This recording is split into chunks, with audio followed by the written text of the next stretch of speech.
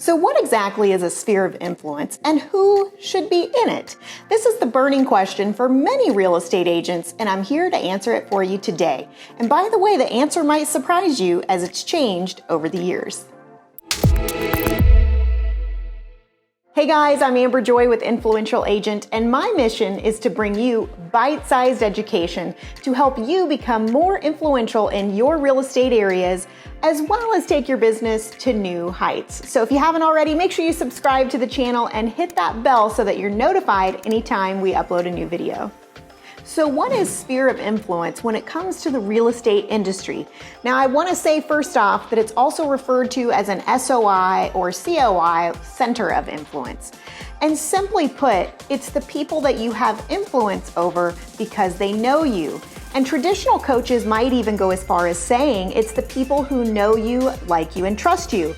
But I'm going to challenge that and say that I think it's so much bigger than that.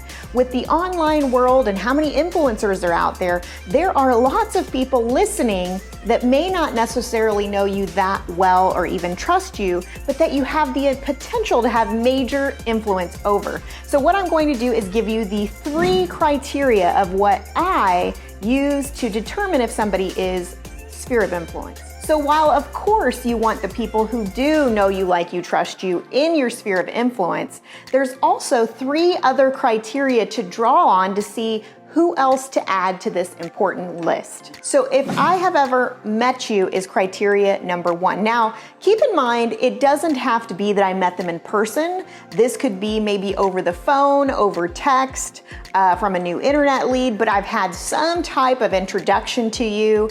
That means I've met you. That's criteria number 1. But number 1 is not far enough. We actually need them to meet all 3 criteria. So the second criteria would be, do you want to do future business with them? So number 1, have I met them? But 2, do I actually want to do business with them?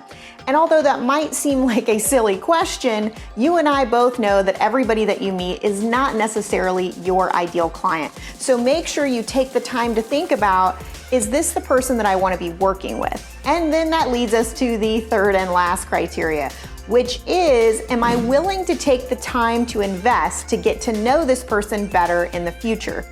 This is super important because if you throw somebody on the sphere list and never talk to them again, they're gonna forget about you, and then you really have little to no influence over them at all. So you wanna make sure you have a sphere marketing program where you're contacting everybody at least quarterly. We use Sphere Influencer, and that program reminds us of how to massage our relationships to get maximum influence and impact.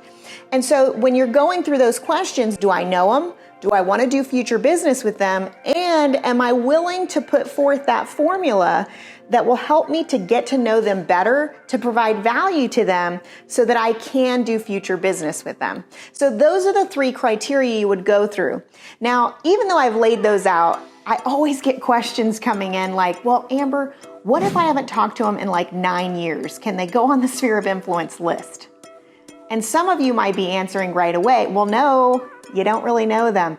Well, let's go through the questions. Do you know them? Yes. Do you want to do future business with them? Yes. And are you willing to reconnect with them and stay in contact with them from now on? If the answer is yes, then they can go on the sphere list. If the answer is no, maybe you're embarrassed to reach out to them, or you just know without a doubt you won't, then no, they don't go on the sphere list. Go ahead and move them over to the not met list on your database, and you're going to communicate with them in a more automated fashion. Now, if you're looking for more information on how to market to your sphere versus your not mets, check out another video that I've done, which is really more about how to organize your database so that you can properly market to it. So I'm curious, how do you guys define sphere of influence? Make sure you tell me in the comments below. So you can see by going through that exercise of those 3 criteria, you could actually add a lot of people to your database that weren't previously in there. I'm always shocked when I meet a real estate agent who's been in the business as much as 5 years, and they reach out to me because they're struggling with their business and with leads in their pipeline, and I ask them, well, how many people are in your sphere of influence? And they say 50 or 75. And that blows my mind. And that gets me to thinking maybe they're thinking only past clients can be on their sphere of influence, when in reality, it is a numbers game along with a relationship game. So you have got to grow that group. So yeah, you should actually be thinking about who is your ideal client. Even create a client avatar, meaning a person that is ideal for you to be working with that's out in front of you as part of your goal planning. So when I ask you who is your ideal client, a lot of times I hear, oh, it's a buyer or a seller. Is it any buyer or seller? No, we've got to get really specific on who our ideal client avatar is. What types of buyers? What price range? What area? What kind of sellers? What kind of personality do you prefer to work with?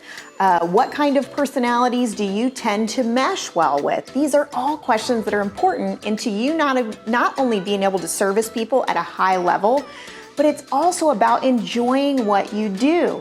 Because the last thing you want is to get up in the morning and just dread working with your client, right? So the best feeling ever is when you really stop to examine, who do I love working with? And if you're not sure who that ideal client avatar is, think to yourself, who are the past clients that I enjoyed working with the most? And what did they have in common? And then you'll start to create a client avatar. This is important for you to consider when you're considering who you're going to invest your time in the future into getting to know better in your sphere of influence. And real quick public service announcement, I am not speaking about discriminating against anyone. What I'm talking about is working in your ideal geographic area, price ranges, and personalities that you know you're going to be able to serve best. Here's an interesting statistic. According to the National Association of Realtors, 70% of a real estate agent's income is going to come from their sphere of influence.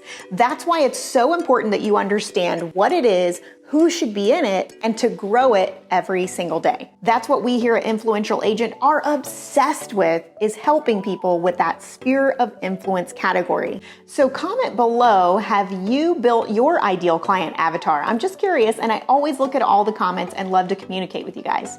Now, of course, in order to be a true influencer with your sphere of influence, once you get that list cleaned up, you will need to have a kick-butt marketing system to be in front of them at all times, providing massive value.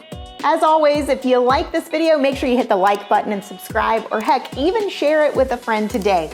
But make sure you're commenting on what future videos you'd like to see done, because I personally read every comment so we can make sure we're providing great content to you guys. Thanks for watching. Bye.